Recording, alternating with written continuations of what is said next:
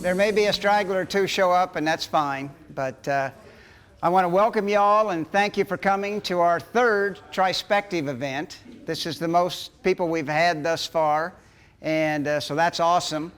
I'm really excited about tonight. I think we've got some great presenters, not to put any pressure on them, but I think it'll be great. Just a little housekeeping. This event is part of our Robert E. Schmidt Entrepreneurial Series.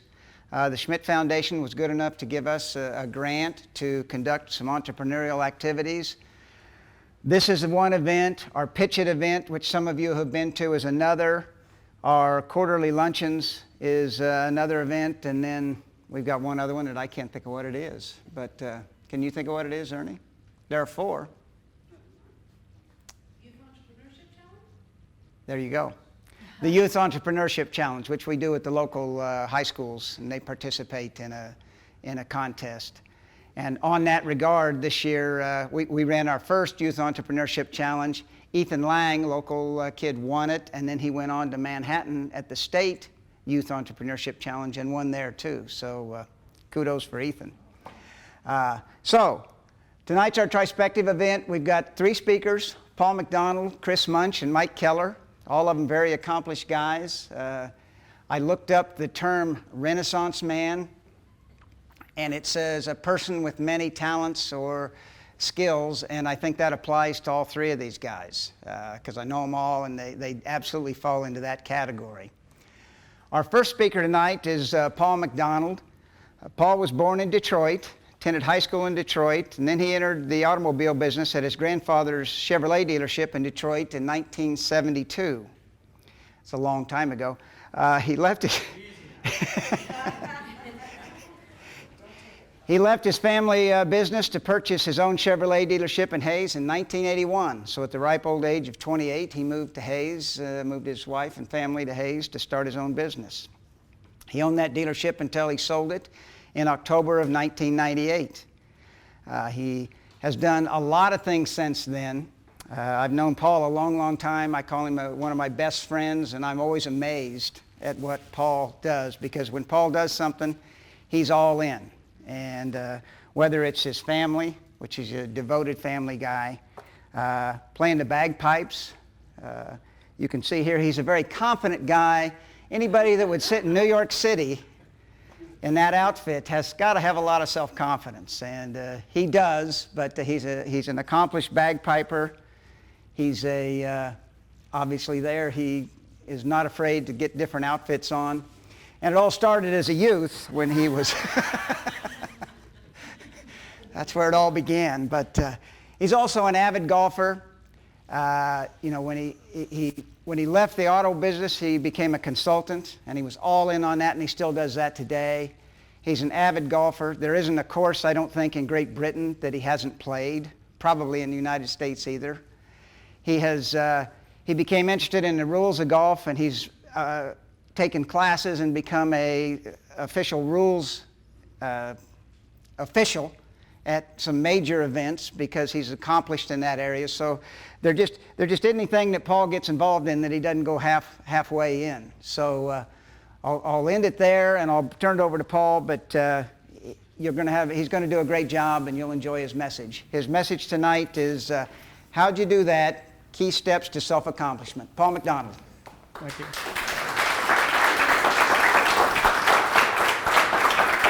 Let me get your deal up here. Yeah. Thanks for having me. This will be a repeat because we had some people here before about a month ago. Chris and I were there, and probably going to hear the same story. It's one story, your life story.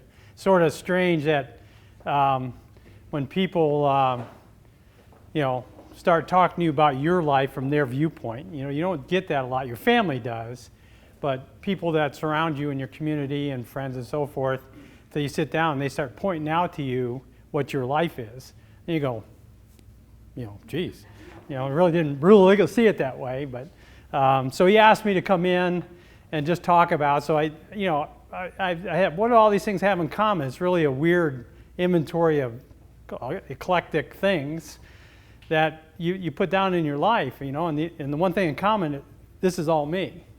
And you start writing down what you are, and all of a sudden you start, I got this, got that, got that. So I listed out a lot of stuff there. I'm not going to go through that. You know, this whole thing, and I gave this speech before, when I sat down and Doug asked me to summarize what does it take to become an entrepreneur, which was our first speech, to now, you know, how'd you do that? People, well, how'd you learn to play bagpipes? How'd you learn to become a USGA official? How'd you learn to become a car dealer, right? So that was the question, how'd you do that? And this is it, right? This is everything you see. This is in your life. It's in whether you're in business or whether you're doing anything. First thing you do is you see it, right? You either see it mentally or see it physically. You know, my dad died. You know, Doug had my little drum major guy from Spanky there, right? I was a drum major in high school. And so I was musically inclined and then got married and went off and music went down the toilet like everything else back at that time. And my dad died and there was a bagpiper. And I thought, geez, that's cool. And that's my family heritage. I'm from Scotland. You know, my family came over from Scotland to Canada, US. And so I said, you know, God, that's cool, right? So then I dreamed it, right? That'd be cool to get up there in front of a kilt, in front of everybody on a windy day. That'd be really good. You could really dream that, right? And I thought, geez, I could do that. And I thought, where am I going to find the time? How am I going to do this? Am I going to be embarrassed? You know? And then I believed in it, and then I did it. So for that process, got myself a set of bagpipes. I'm going to teach myself. I can do this. I was in music, not that hard. It was harder than heck. Todd, many mornings, Todd used to work for me up at the dealership. I'd be up there playing at 7 o'clock in the morning, and here come the employees, and they're walking in like this, right? I had to learn somewhere. But that's part of believing it. I had to go through all the trauma, and then I do it. And today I teach. I've been playing for 30-some years now, 35-some years, and it's an extremely hard instrument. But that's the process, how you go through it. As a car dealer, my grandfather owned the dealership in Detroit. I'm 26 years old. He gets a letter from Chevrolet. It says, the family store will no longer continue once my grandfather dies or goes out of business or decides to retire because of the location. We were in downtown slum USA, Detroit, Michigan. If you guys all know what Detroit is, in the 60s, it was even worse than it is today. And so, you know, they said, you can't continue the family store. So my grandfather said, go find yourself a dealership and let me know how I can help. So I started looking in Denver, looked in Seattle, looked in Salt Lake, went up to Powell, Wyoming, went to Seattle, looked at dealerships in all and around Denver. And my in-laws had moved from Detroit to Colby, Kansas, 2 years before all this happened. So in December of 1980, Gary Hardy, Chevrolet, used to be Herb Lundgren, went broke, right? He came in, bought actually the 1st of December, and then by end of January, he had closed the dealership. Walked in on Friday, fed everybody tacos, and 3 o'clock in the afternoon, shut the doors, pushed all the tools outside, and pushed all the cars outside, and walked away. All the payroll checks bounced. In a little town like Hayes, Kansas, that's humongous. So just a note, Todd smiling over there, we all celebrated every third week of January on Friday was Taco Friday because we in honor of Gary Hardy. That's when I bought the dealership. So I bought the dealership, was broke. Here I am. I just turned 27. I had got notice from Chevrolet that this store in Hayes, Kansas was a perfect fit for me. I'm Catholic, raised Catholic through my whole life. Near my in-laws, university town, right size, right money, great fit. Okay, fine. Fly out here, end of January, snowing like a banshee, no cars, no nothing. I'm looking out here and I saw it, and I dreamed it, and holy crap, I needed Depends that day because when I landed here, it was scary in hell. What the hell am I doing coming from Detroit to the middle of God's country, nobody around, nobody to help me. I'm all by myself, but I believe myself, right?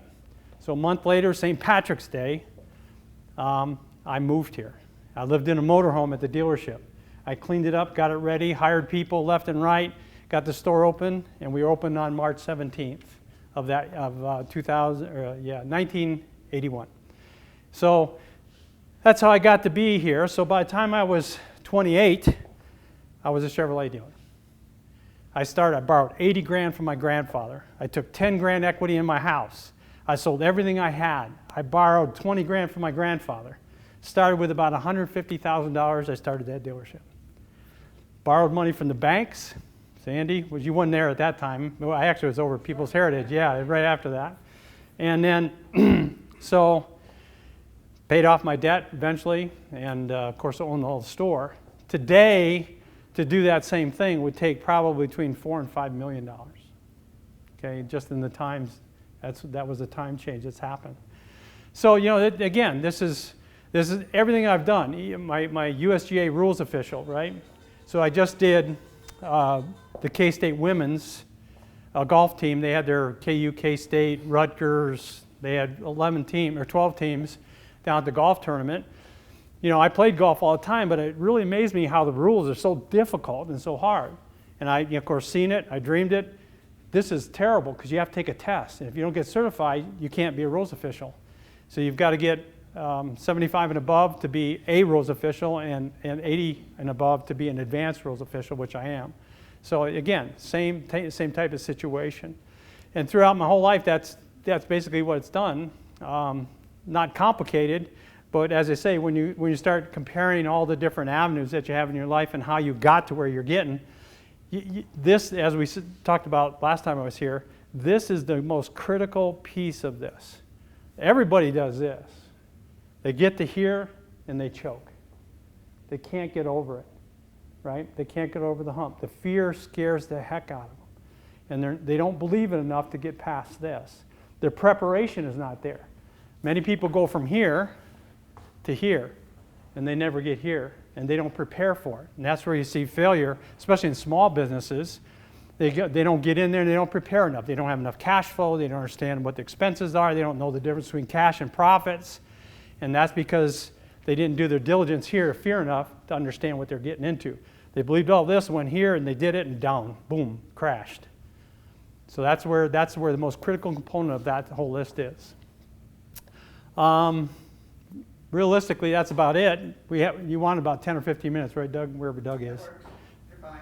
Okay, so basically, anybody's got any question, I'd be glad to answer it. Pretty simple life. I mean, I don't have a lot. I do this in consulting today. Now, how many people at age 48 could take a multi-million-dollar operation and say, I'm selling it, switch gears, and go out and tell themselves they're an IT consultant? And that's what I did. I saw in the early 90s that the internet was going to rock the retail business world, including the automobile industry. It was going to change the basic core how we did things. So I went on my own, went to Fort Hays. I took Cisco classes on how to do networking. I went and took web development, how to do web pages, so that I could understand and do the things necessary to improve my businesses as I move forward and through those. So I got into consulting with friends in my 20 group, guys who were other car dealers. We'd meet once a quarter, and they didn't understand technology. And I'm saying, well, here you got to do this, and here you got to do that. Well, come help me, come help me, come help me. So I knew there was a business there. And then I had somebody come in and wanted to buy the dealership here in Hays. And at that time, General Motors was struggling already. It took them 10 more years before they realized it was bankrupt. But one of the reasons why I sold the dealership and then went into consulting. And then shortly thereafter, my brother and I bought a dealership in Salt Lake City. We have a Mazda dealership there, family store. And then we added a second one after the bust in 2009. When everything was going bankrupt, we went and bought another one off the bankruptcy court. And we owned that all the way up till October a year ago. And my nephew bought my brother and myself out, so I'm no longer part of those, but I had that for that period of time. So again, another little piece of the see it, believe it, do it stuff. Questions? Any questions anybody have? Yes, sir. What's some wisdom that you gained at this age that you would share with your college self that you wish you had back then? Knowledge. What I would share with myself back then? Yeah, something to help you. That's a hard one because I wasn't very good back then. I wasn't a good student. I wanted to go to Notre Dame, didn't have the brains, right? My my dad and my grandfather was my mentor at the dealership, were both severe alcoholics. So as a child of alcoholic, you tend to do things on your own, right? And you have to go out and go beyond. You don't rely on anybody. It teaches you not to rely on anybody. Bad that it was that way, but in the same token, it taught me how to do that. And so, I can't say it was negative from the standpoint that it gave me the skill set to get here, right? There's some things that I would like to have seen different in that period of time, but if I would go back to do I would never not do anything different in my life today. I feel comfortable in my decisions. I feel completely blessed. I mean, all the way around, financially, my family. I've dodged bullets left and right and haven't got hit, right? Everybody once in a while gets hit. I've been lucky, just haven't got hit by anything. So very fortunate. So I really don't have one that I would say go back and let's redo. I would love to still be the Chevrolet dealer in Hays, Kansas, because I love the employees. I love the people of Hays, and that's why I chose to stay here. And I miss it a lot. But I knew at the time with what was happening with the marketplace and with General Motors, it was time for me to go, because we were just having battles left and right. And for the next 8 years, it just struggled with that company until they finally went bankrupt. And yeah. Any other questions? Can you go back to your first slide? My first slide. The entrepreneur slide or this slide? I just wanted to make sure you were a technician. I am. Okay. Right there. I rebuild cars. But you had just one? Yeah. I didn't rebuild that particular one. I bought that refurbished. But over the years, I taught myself, my first car that my wife, when we were 19 years old, I bought an old Corvair. I rebuilt it at night in my grandfather's dealership, got the engine running, repainted it, did all that myself, learned how to do that, mooched from all the people, all those resources I had at the dealership, sold it and made money. I did 10 of those for enough to get my first down payment on my house, right? And so since then, I still do a lot of this stuff. I don't have a hoist, so I can't get under, and I'm getting old, so I'm not as flexible. But I have 4 cars today. I've got a 69 Corvair, 69 Camaro pace car, 81 Camaro, and another 69 Corvair. I got 2 of them. So, any other questions? Yes, Tim. What are you most optimistic about when you take a look out at the world today, or Hays, Kansas, or area? I wouldn't say we're in a tremendous change coming up, right? I think transportation industry is going to go through a complete metamorphosis in the next 10 years. Car dealerships in my life are going to change. I think the remoteness of Hays is going to isolate us from that. The electric car, the AV car, basically autonomous vehicle for AV, if you didn't know what that meant. Those are going to change how industry and how people go from place to place. Convenience stores like Serves are going to take a hit because it's no longer gas, it's electric. And how people charge their cars, how fast those cars are charged, where they're going to be charged are going to change. So the whole dynamic of people just taking 5 minutes, fill their gas and go, right now that's a 20-minute stop. So how they're presented with that, who gets that, where's that going to go? We can only go 400 miles right now, so we can barely go to, not even hard to get to Denver and Kansas City. We got to stop and charge. But that already is written that there will be no more internal gas engines, internal combustion engines in California by 2030, right? So they're not going to sell any more of them. By 2022, Volvo will not build an internal combustion engine. By 2025, Volkswagen will not build an internal combustion engine. So the gasoline engine is going away. And then through that autonomous vehicle, which is not only electric, but will be vehicles not owned by you, to let today's youth, the millennial youth today, do not care about a driving experience. They do not care about ownership of vehicles. They want to get from point A to point B. They want Uber and Lyft to take them from here to here. They don't want to park the car in downtown New York City or Detroit.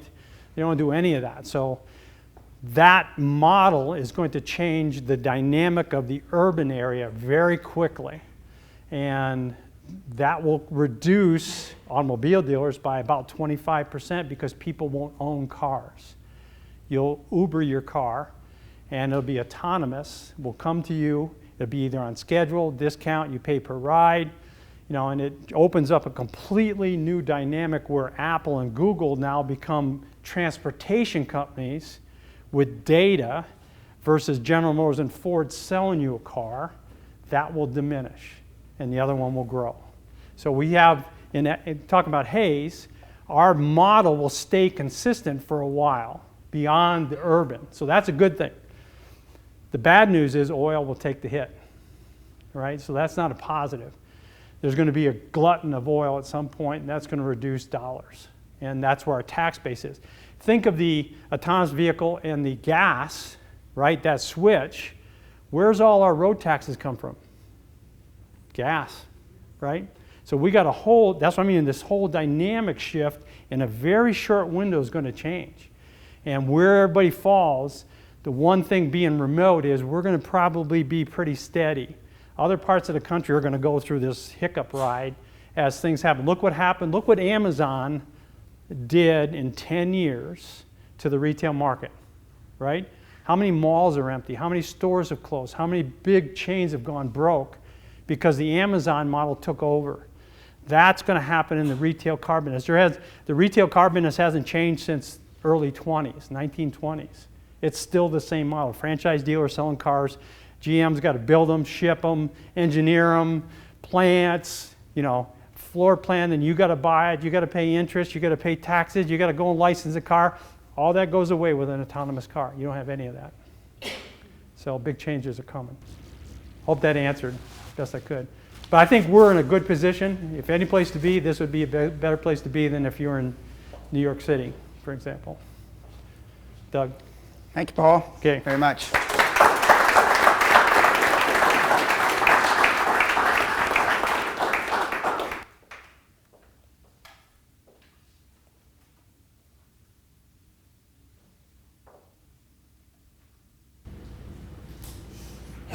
Our next speaker is Mr. Kris Munsch. And who doesn't know Kris Munsch? The guy is... You're funny. Everybody knows Kris. Not only is he a ballerina and that kind of thing, but he's also a farmer. He's a house mover. Many of you saw his most recent project. Well, not even close to his most recent, but one of his projects where he moved a house from Ness City to Hayes. Who would ever thunk?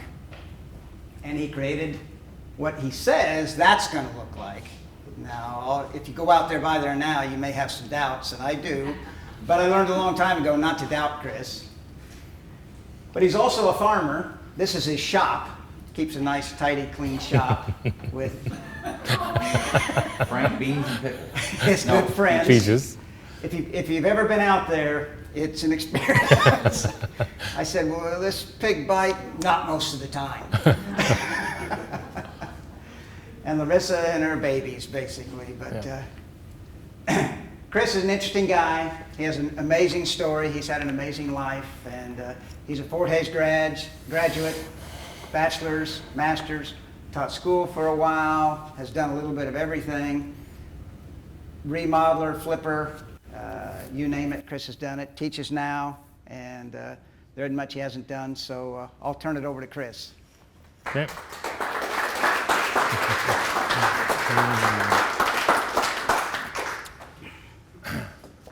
So I've been thinking today about kind of where Doug had asked me over the summer when I took the Icebox entrepreneur class about giving a talk on persistence. And it was interesting because until he really mentioned it to me did I really ever think that I was a persistent kind of guy. I don't really ever look at myself as a competitive person, and because I really type being competitive to sports. And but when I really look at myself, I'm very competitive. I don't want to lose. I don't want to turn down any business. I love challenge. If you tell me it can't be done, like moving that house, I'm going to tell you we can get it done. And when I really think about what I love about what Paul shows in his see it, dream it, what I really like about what he does is when he talks about the fear it and the believe it. But I believe there's a line in between there, and it's about that persistence. I can be persistent to a point to where it's dangerous. Like I don't give up. When to flip that switch and say, maybe you should walk away from it. And one of those lessons actually came in the house move. I can count 9 different times I said, I won't say the word, but I said, F it, we're not gonna move this house. It's just too much. It's just too big of a challenge. And my wife would push me a little bit and she'd say, you're always the guy that accomplishes your goals. And when I would kind of step back, I would go back from that fear stage, because I didn't want to fail in that house move. I didn't want to have a house sitting somewhere between here and Ness County, in a ditch somewhere, and that's where it would always be and block the road, and Bill Ring would be mad at me because I broke his bridge. But I think what really drives me is this, and it's this simple. I really think it's this, not that simple, but not that simple. There we go. Here's really where I think it comes from for me. That's a timeline. And actually, I teach pickup sticks all over the country, and it's a kind of a theory I came up with after my son's death, of how we are a product of our life experiences. And I do believe we are a product of our life experiences. Imagine for the moment, these are sticks or life experiences of who we are. Now, if I could gather all those up to this point tonight, and show you those sticks, I could say, this is who I am.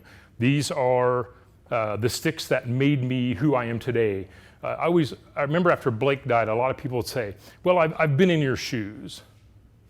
And I always think to myself, no, you haven't been in my shoes, actually. You may have gone through a similar experience in your life, but you had experiences that led you up to the point that those are your shoes.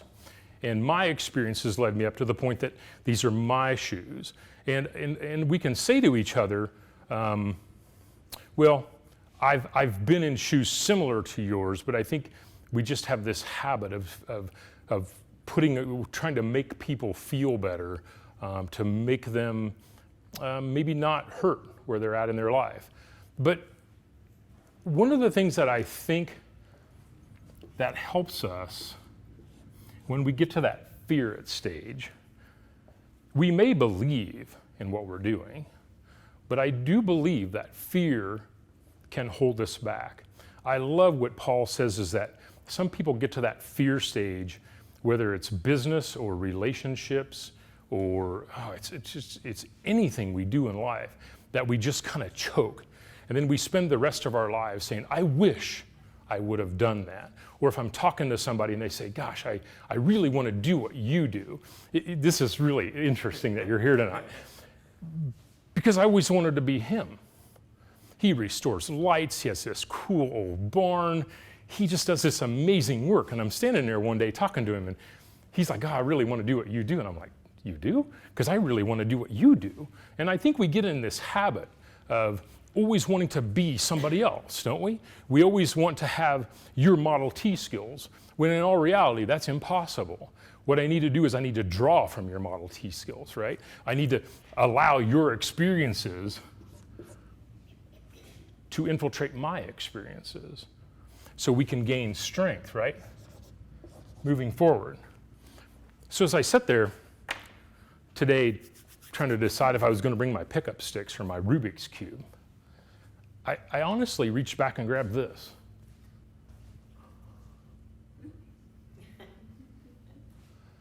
Now, what is it? An empty Now, how empty is it? Feel free to turn it around and feel it. Open the cap. You think there might be a little bit in it. I really do believe that it comes to perspective. I think that when we look at that, see it, believe it, fear it, and that line that goes to believing it and then doing it, it really comes back to perspective. Because to you, it's just a tube of toothpaste, isn't it? It's just an empty tube of toothpaste. You know what that is? That's actually the tube of toothpaste that I was using the morning I went to my son's funeral.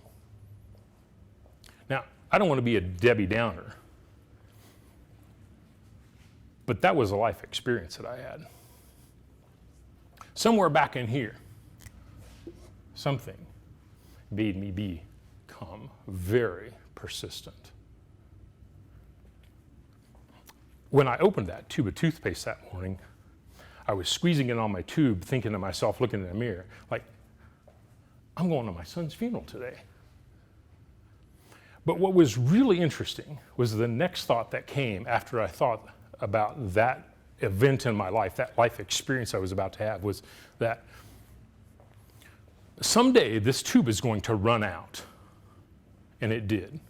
And I'm going to be forced to take a step away from it, from the security of a tube of toothpaste. Now, to many of you, that may seem extremely silly.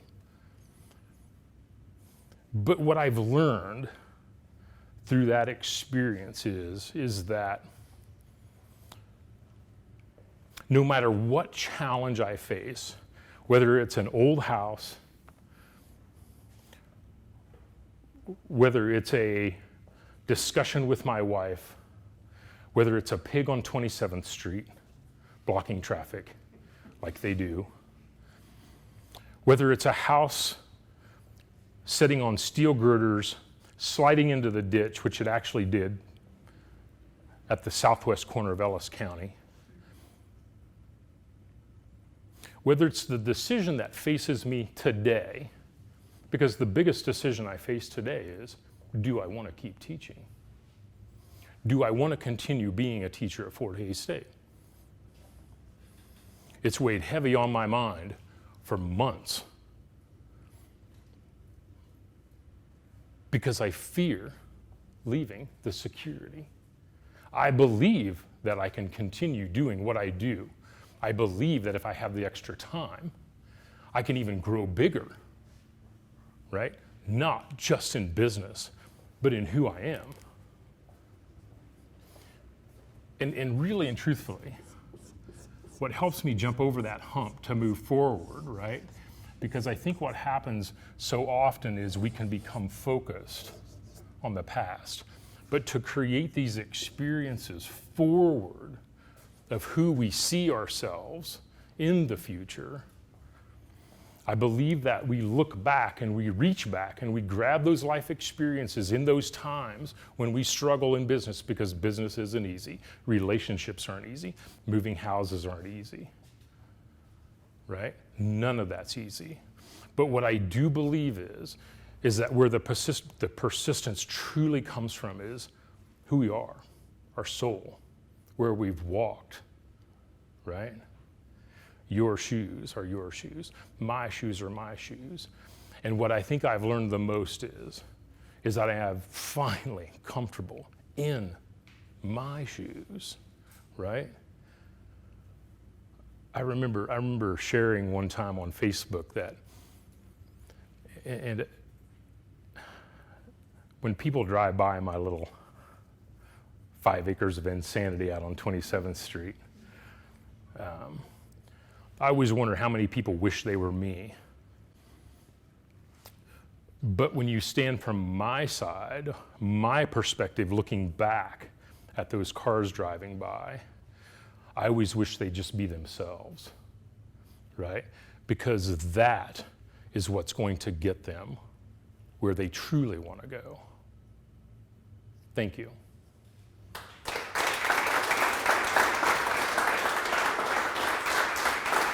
Questions? Yes. Kris, two things related. You know, I obviously get to see you close up, personal. You know, obviously you're fragment, what's called fragment. You have so many things in your life, right? How do you manage your time and how do you prioritize it? I compartmentalize. I knew that I was going to be here tonight, and I really didn't think about what I was going to say till I got here. I mean, I had a general idea what I was going to talk about, but I compartmentalized. When I go to school in the morning, I pull in at 6:45, I'm there. I put my mind there. If I show up to a home inspection, I'm there. I put my mind there. I do have a lot of different things going on. One of the biggest reasons why I'm really starting to think about, like, I need to step back from something. Instead of trying to be good at all things, I really want to be great at a couple things. And I think I'm smart enough to know that I love working. Like, everything I do I don't feel like I work. I was telling Larissa the other day, she goes, okay, so let's say next year you quit teaching, you're gonna take Saturday, Sundays off. Well, no, I'm gonna work till Saturday at noon. Well, then what are you gonna do? We're gonna go hang out, we're gonna go to the lake. I go, oh no, I was gonna work on an old car or something. So she's like, so you're gonna get off to work. And I go, well, yeah, but it's not work. And so it is a challenge for me because I just love being challenged, yeah. Yeah. Anybody else? Yes. What do your neighbors think of your 5 acres? I think my neighbors love me. I really do. I think my pigs have actually gotten out 2 or 3 different times and headed north up in the country club area. I just keep it real. You know, I've on 2 or 3 different occasions, I've had somebody holler, hey, I think one of your pigs is in my front yard eating my dandelions. And, you know, so I go over there, nobody's upset. And I do feel guilty when I pull in at 4:15 in the morning and my donkey Festus starts braying, but it'll be nothing compared to the roosters I'm getting. So, I mean, it's, so there's a lesser of evil. Originally, the property was sold to a group that was going to put in 90 apartments. Yeah. So being a neighbor, man, he's more than welcome. Yeah. That whole property is a dream. It's something I saw.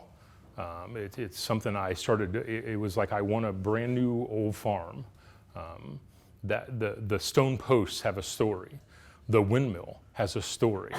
It's not just a windmill. It's a windmill that got slammed to the ground by a tornado in Quinter. I bought that, brought it back, rebuilt it, stood it. It pumps. The barns have a story, even though they're new. They were built by 5 Amish brothers who came and were just wonderful guys. The house, it has a story. The 29th governor of Kansas lived in it. The gentleman who moved it, they laughed at me because one of my biggest things was, I said, I'll hire you and I'll pay you to move my house, but I get to help. And as I was chucking all the 6x6 beams into the basement in Nest City, they just stood back and laughed. They're like, you're paying us and you're doing the work. I'm like, yeah, I want to be a part of this. I want to see, it has a story to it. You know, the other night I was leaving the farm. We spend hours and hours and hours and hours and hours out there. And I remembered as I was closing the gate, it crossed my mind that someday I'll no longer be here. And somebody else is going to open and close those gates. And I don't want people to say that's the place Kris Munsch built, but I do want them to feel the love and work I put into it. I think that's what I hope my neighbors see, that I work hard to keep that place up. Rarely will you find anybody else on a mower out there but me. But I do have a young lady that's like, I can't keep her off of the mower now. Like, I got a 0 turn finally. Nobody wanted to drive the 36-inch Wiggly. But now everybody wants to drive this 60-inch 0 turn. You speak about life layer moments, which basically make up who we are. Yeah. And you talked about how we should learn from others, people's layer moments, from their experiences. How have you found out to be the most effective method to truly learn from their wisdom? I think the best way to learn from others is to listen, to observe, not necessarily how they work, but who they are as they work. I really think that I have a young man working for me right now that's helping me, and he has a lot of skill, and he'll go far. He will go far. But what I love is that he's paid attention to me. Like he can see that tearing the concrete out of the bathroom floor in the Governor isn't just tearing concrete out of the floor in the Governor. It's the house that I'm going to live in. It's the house that we spend a lot of time moving. So what I love is that he's taken the time to listen to me, and I preach that in my classes at Fort Hays: is take the time to listen and watch others, because you're going to be an employer, and you're going to have people that from all walks of life that are going to challenge you. They may be late for another reason, you know. So spend some time working with them. Spend some time listening to them. Yeah. How do you decide what items or what things you're doing that you want to be great at? That's a tough one, because I'm good at houses. Like, I'm good at houses. I just know I'm good at houses. I can walk into a house and see it before it's done. You're wearing a top hat, right? He's holding a monkey. I just can see that in my vision. I can do that. I do that with houses. So for the longest time, I ran from that talent. And now that that is my talent. So I want to use it to my utmost strength. That comes easy to me. So I think the harder part is how do I stay challenged in what I'm good at? And I think it's by dabbling in, I wanted to be a car guy. I really did. So I filled my barn up with cars that didn't run. It just stressed me out. I sold 5 cars in 5 weeks. You know, I'm learning how to, I think it's always one of those things for me is it's learning about it's about what I don't do, not what I do.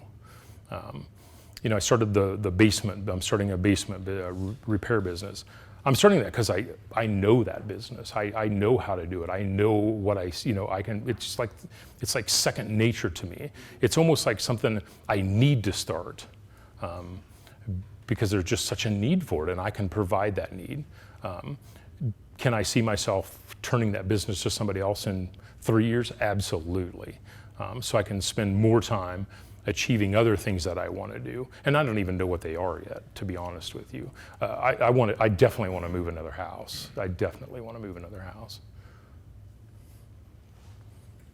Okay. Thank you, Kris.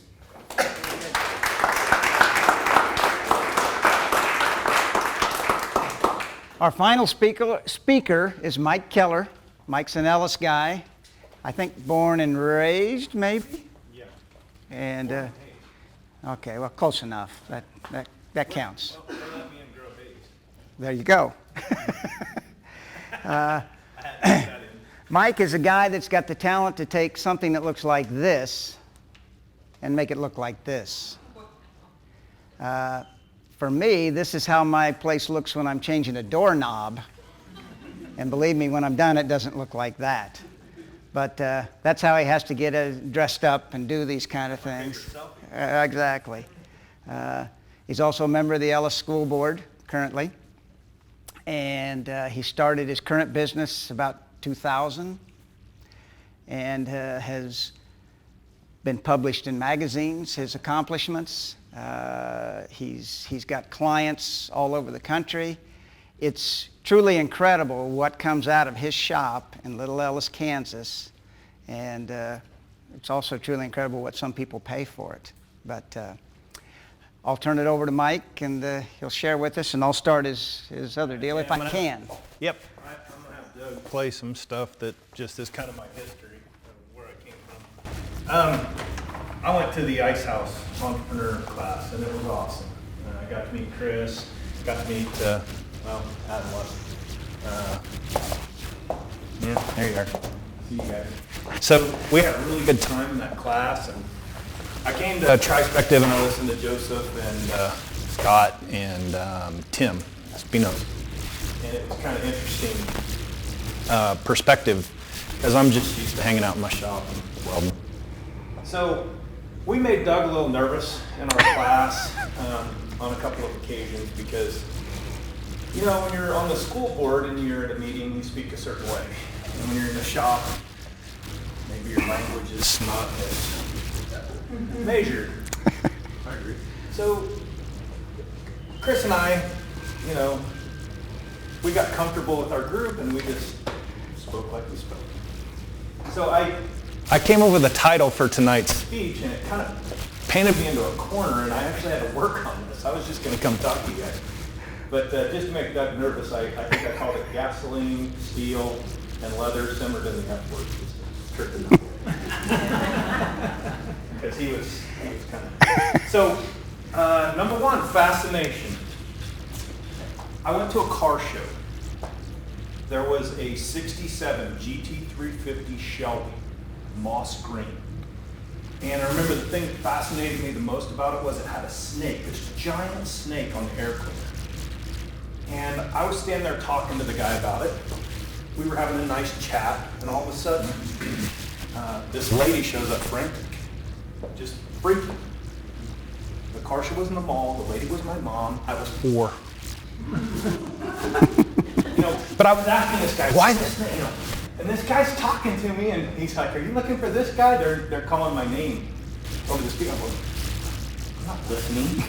I don't listen. My wife can attest." So fascination. I've been fascinated with cars since I can remember. It's my fascination. I talked my dad into letting me buy my first car when I was 12. Matter of fact, I wanted to buy really bad a 56 Chevy that this little old lady in Ellis had. And when I told my dad that I wanted to buy this car, he said, "No, you can't buy it. It's an effing Chevy." Exact words. I didn't hear no, I heard no Chevy. So I found a Mustang. Because I was like, we have Fords. Okay, fine. Bought a 66 Mustang.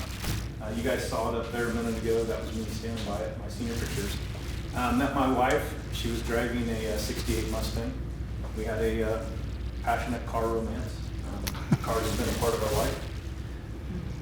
Went to FHSU because people said I had to. Didn't really want to go.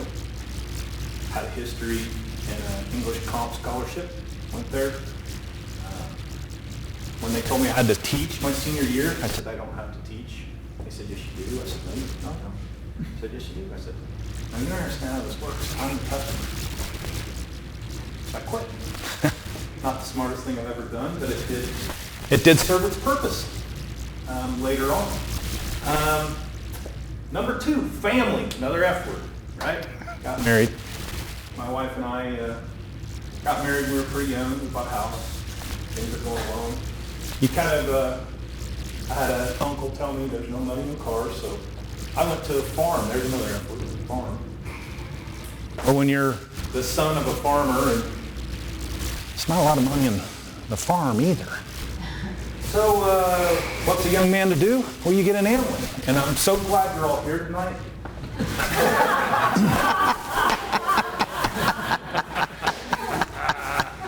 Now, I was going to strike it rich and animal, okay? But the problem was my heart wasn't in it. I've never been a guy who does things for money. It's just not me. Things were going pretty smooth. I was hunting a lot.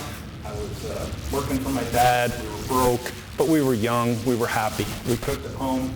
We went to the library. We rented videos, and we did what young people do. One day I was sitting there minding my own business. We've been married for 7 years, 8 years. And my wife came around the corner, and when I looked up, I realized I'd made a mistake by looking up. Just by how she was standing, like this. And I was like, "Do you ever want to have kids with me?" And I was like, I'd kind of put this off, telling her we were going to get rich and animal, and then we'd have the kids. Like, yeah, I guess so. So that brings about finances. F word, finances, right? So now I'm like, oh crap, I have to grow up. For real, well, kind of. I'm not still fully, but I got to get responsible. So I set about a plan. I needed a life plan. So the first thing I did was I was going to do construction. I'd worked in construction. I could do construction. And just, you know, I'm going to go to the oil field. Going to lay flooring. I went and took computer classes, for Christ's sakes. I was going to work at sites. I was going to do all this stuff. And I know you guys all remember the real famous Dr. Martin Luther King speech, I have a plan. I have a plan. No. It was, I have a dream. Okay? So, that leads us to, I'm calling the F word for dream fantasize. Fantasize. What do I want my life to be? So, I was at home at my table in our little 900 square foot house with a yellow legal pad. And every night I would sit there and I'd try to come up with something. Because I didn't want to be a disappointment to my wife anymore. And I didn't want to be a disappointment to our kids that we were going to have. I wanted to do something that would make them proud. Not just laying around at the family farm, you know, eating leftovers. I wanted to do something. And I knew I was capable of something. But nothing was really registering with me. So I called this guy that's about 10 years older than me. And I said, hey man, what do I do? What do I do? Give me some advice here. What do I do? And he starts laughing. He goes, this is funny. And I said, this shit ain't funny. I said, you don't understand it. I'm sorry. I said, this ain't funny, dude. This is like, no, he goes, this is funny. Because he said, I did this. He said, I called a friend of mine asking for advice. He said, how old are you? I said, 28. 27, 28. He said, it's really funny. He said, that's when I did it. I said, okay. I said, you're successful. What did he tell you? He told me this. What is the one thing that you would do with your life if you knew beyond a shadow of a doubt you could not fail at it?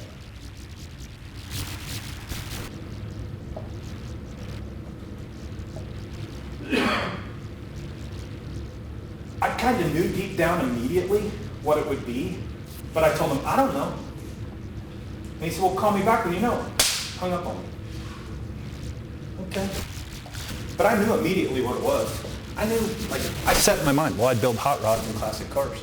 That's exactly what I do, but that won't work in Hell's Kansas. That will not work in the middle of the country. There's not enough people out here for that. So I went through another 2-3 months of pain because I'm stubborn. Finally one day I was like, okay, fine.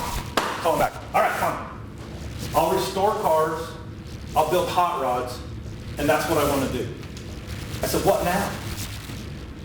He said, well, I'll just tell you the same thing he told me. I said, you just got to go to work at it like you won't fail.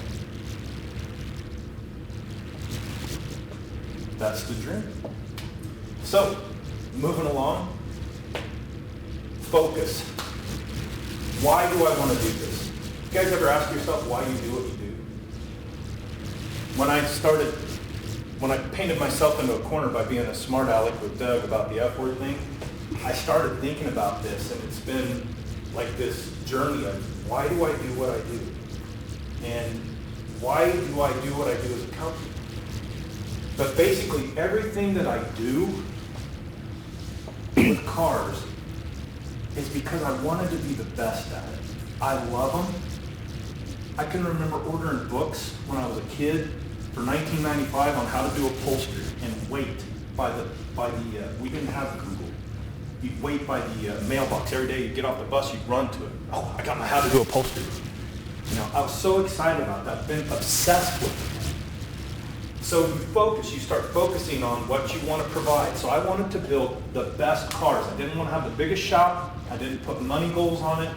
I didn't really care about that. I knew that if I did, it's kind of like Kevin Costner. If you build it, they will come. And they have, from all over. I think about it in this way. I believe that I provide the best customer service experience in what I do. I believe that I build the best cars for my customer, and I educate them on how I'm doing it. And the whole time we're doing it, I make it an enjoyable experience. That's why people come to me. That's why they'll pay me to build something like that. Every part that I work on a car, and every car that I work on, because now I have customers that will allow it, I think if this is the last piece that I ever got to work on, and I died tonight, I want it to hold water. I want it to be significant. I don't want someone coming to my shop going, oh wow, that's not nice. I want people coming in and being in awe of what I'm capable of. Frustration.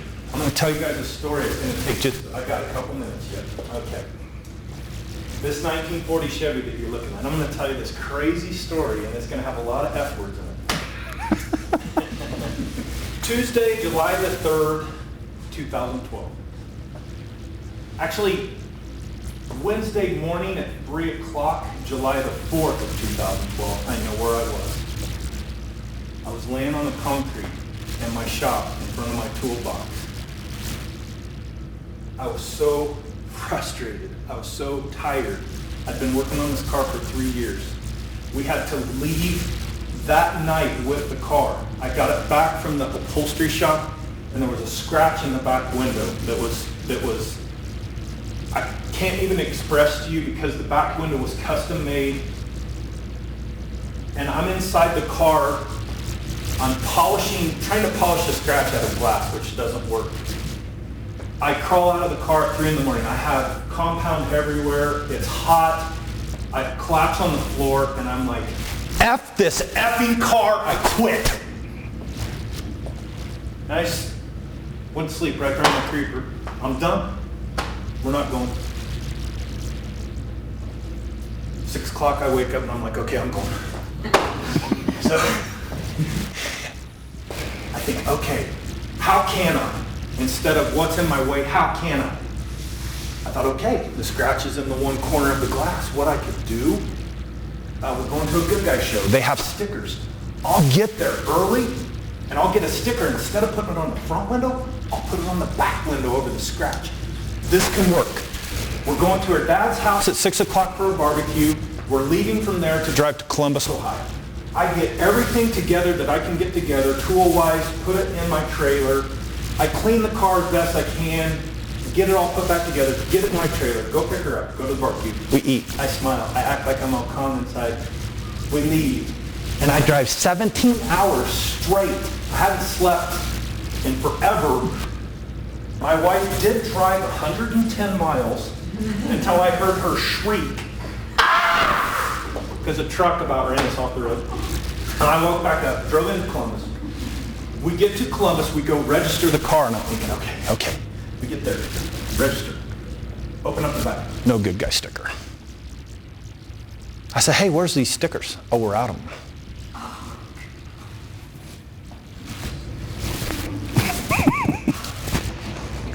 Once again,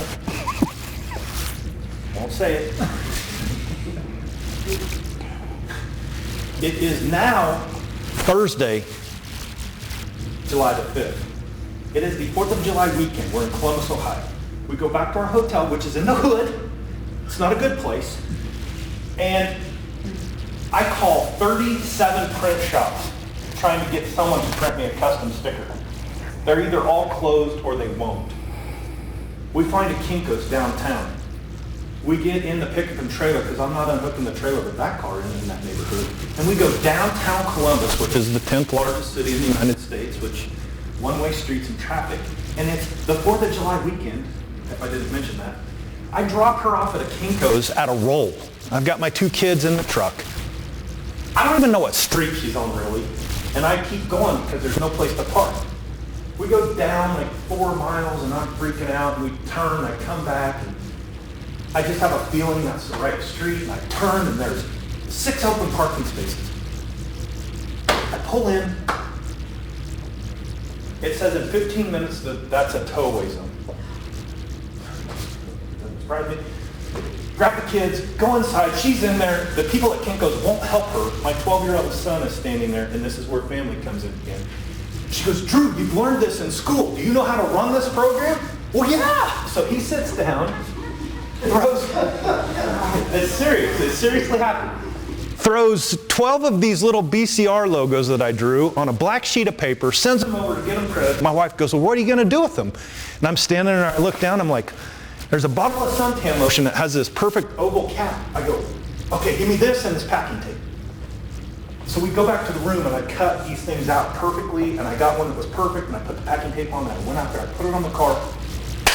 Done. Looks fantastic. We're going to go to the kickoff party, which is where you need to be seen for all the big time builders. So we drive the car over there, which is less than a mile. We get over there, air the suspension down. People are gathering around the car. It's really cool. You know, oh, you're great. Yeah, okay. Yeah, this is like duck on a water situation. Our little feet are paddling. And at this point, it decides to let loose and rain. And it floods. And we're driving that car in flood water. And the guy who had the car at the upholstery shop didn't hook the power window switch up on the driver's door. So my son and I take our shirts off, we roll them around there, we're keeping the water out, we're driving back. We get back to the trailer. In the hood, I send them inside and I pull the car up on the back and I start cleaning it. It's had flood water all over it. The guy from the quick shop comes out and goes, "Hey man, what the hell are you doing?" I said, "I'm cleaning my car." He said, "You're not safe." He said, "People get killed here all the time with $20." He said, "You see those cops there?" I said, "Yeah." He goes, "You see those guys 3 blocks down there?" "Yeah." He goes, "If that cop leaves, those guys are going to come down here and kill you." So, okay. So I pull my car in my trailer, I lock it, and I clean that car with a flashlight for the next 4 hours. And it's probably 100 and whatever. I go inside, fall asleep. The next morning, it's Friday. Nothing happens at Good Guys on Friday.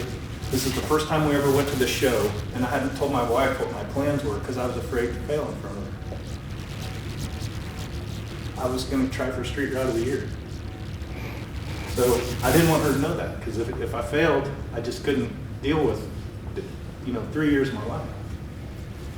So we pull into the show and they start announcing over the loudspeaker that you have 15 minutes to be in the Street Route of the Year area or you're locked out. You can't compete on a Friday.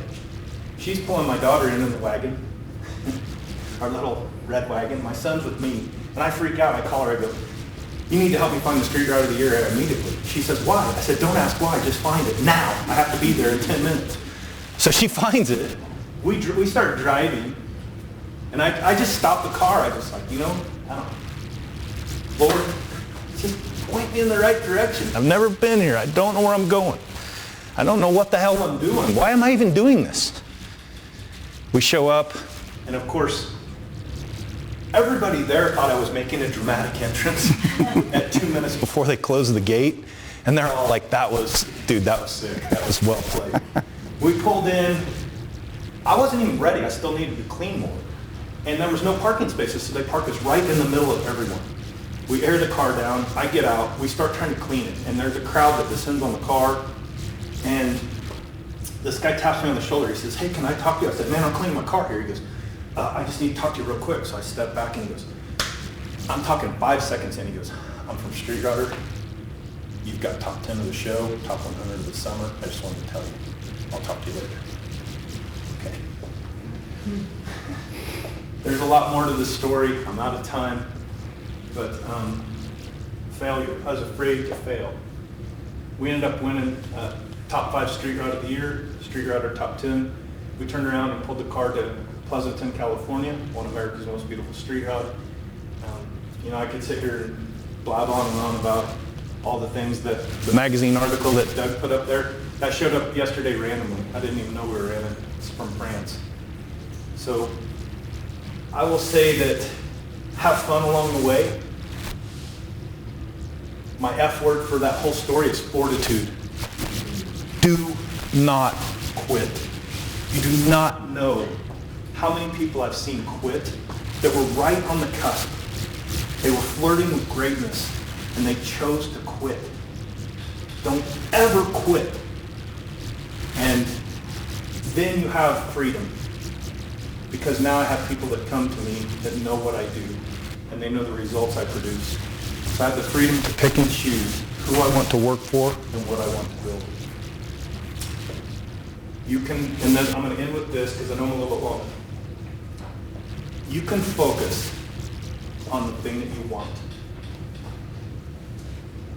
Or you can focus on the obstacles in the way. You cannot focus on both of them. And I'm sad to tell you that you will get the one you focus on. Or I'm happy to tell you that you will get the one you focus on. That's it.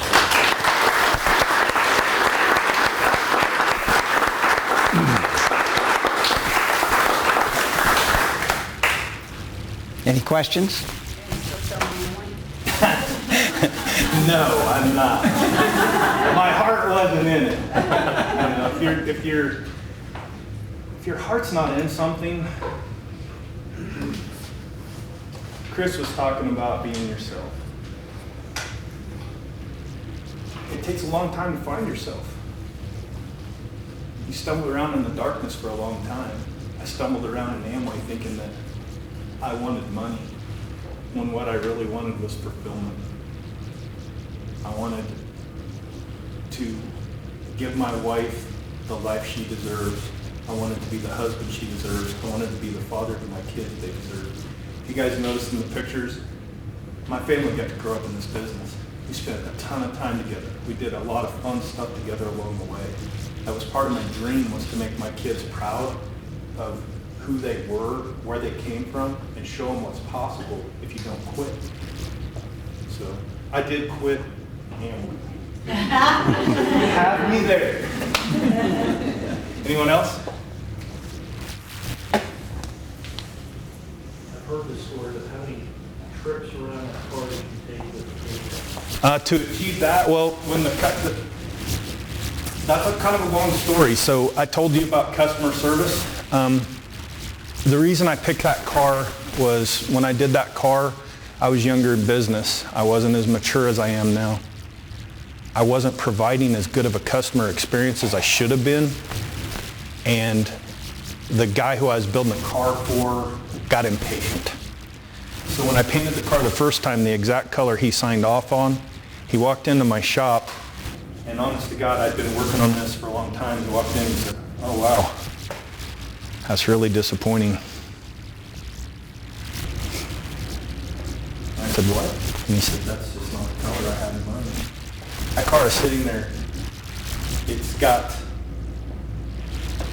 5 coats of base coat, 2 coats of intermediate clear, 4 coats of candy, 5 coats of clear coat. It's cut and buffed.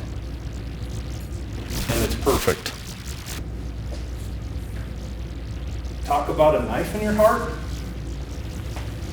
I got mad, he left, and I thought, okay, he said it should have been redder. So I turned around on my dime, I sanded it, and I put on 4 more coats of candy, 4 more coats clear, sanded the whole thing. Cost me 10 grand. I called him and said, "Come look at your car." He came and looked at his car. He's like, "That's exactly what I wanted." You know. So you take the good with the bad. But 19 trips around that car the first time to achieve that, and then another go around to make it exactly what you pictured. So, not to get too deep, but at the end, I wouldn't let anybody in my shop. So the owner hadn't seen that car for 3 months. I just locked the doors. I told him to come to Columbus, Ohio. He'll see it. So we're sitting at Columbus, Ohio. He had no idea I was going for a street out of here either, to be honest. He showed up, and my wife and I were sitting there. It was like 140 bazillion degrees outside. But since we had won into the top 5, we were inside an air-conditioned building with 5 other elite builders, the best in the country.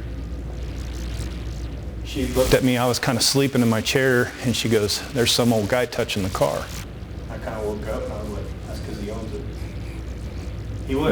He was crying. He just couldn't believe what I had done, and he was kind of sorry because he had put me, made me repaint it and all this other stuff. And we ended up having a great relationship. I learned a lot about what I should be doing, but that's maturity.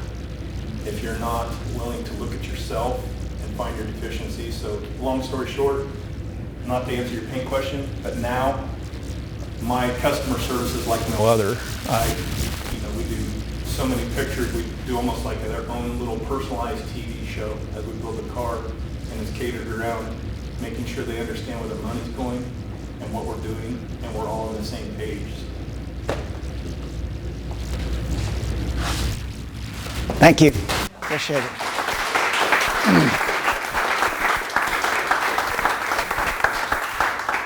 Well, some great presentations. Clearly a lot of passion amongst the 3 speakers we had tonight about what they do. I want to thank you all for coming. We're going to do this again here in the not too distant future. I don't know how we'll top this evening, but we'll work at it. And So thank you very much for coming, and we'll see you next time. Thank you to the presenters, too. Let's give them a round of applause.